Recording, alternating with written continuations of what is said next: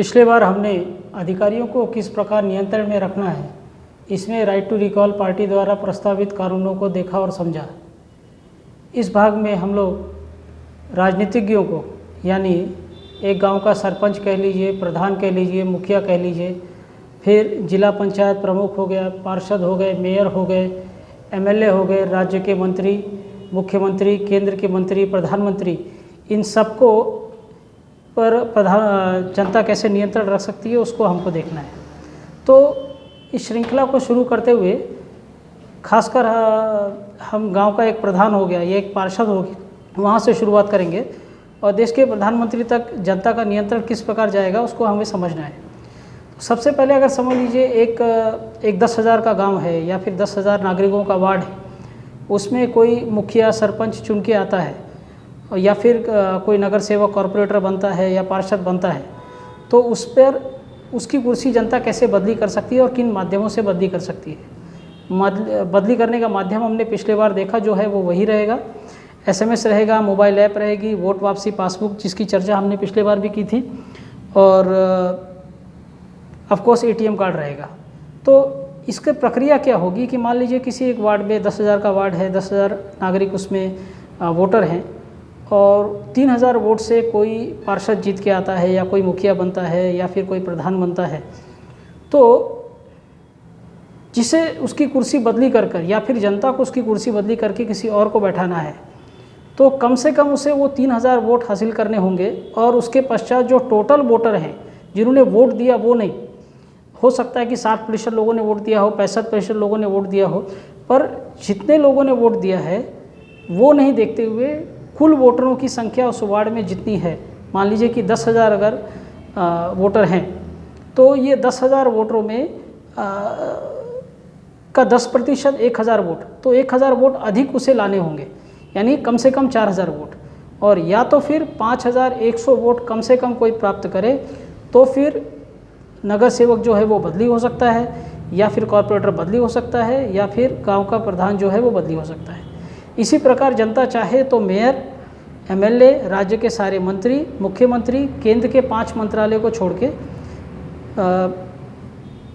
उनकी जगह पे प्रधानमंत्री है, तो केंद्र के 5 मंत्रालय जो हैं उनको छोड़ के सारे मंत्रालयों को बदली किया जा सकता है और इसका माध्यम यही रहेगा। तो बहुत आसानी से कुर्सियों को बदली करने से राजनीतिज्ञों पे जनता का नियंत्रण आएगा। अब ये देश का सबसे छोटा पद देखने के बाद में हम देश का सबसे बड़ा पद देखते हैं। तो प्रधानमंत्री को अगर कुर्सी से हटाना है तो देश के नागरिकों को क्या करना होगा। आज देश का प्रधानमंत्री 26 करोड़ वोटों से प्रधानमंत्री बना हुआ है, 90 करोड़ वोटर इस देश में हैं। अगर 27 करोड़ यानी 26 से 1 करोड़ अधिक किसी भी व्यक्ति को समर्थन करते हैं, एसएमएस से, मोबाइल ऐप से, वोट वापसी पासबुक से या एटीएम कार्ड से, तो वो व्यक्ति जो है वो देश का प्रधानमंत्री बन जाएगा और जिसे कहते हैं कि देश में राजनीतिक व्यवस्था परिवर्तन इस प्रकार बहुत आसानी से संभव हो पाएगा। तो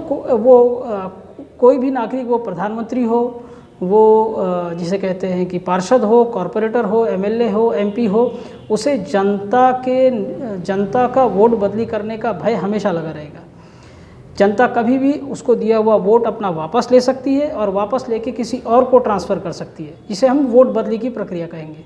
तो वोट वापस लेना जो सरकार ने कई राज्यों में नेगेटिव रिकॉल रखा हुआ है, वो नेगेटिव रिकॉल नहीं होकर ये पॉजिटिव रिकॉल होगा कि जिसमें वोट वापस लिया जाएगा और वापस लेकर किसी और को ट्रांसफ़र कर सकते हैं। और ट्रांसफ़र करने का जो तरीका होगा वो भी बहुत आसान होगा,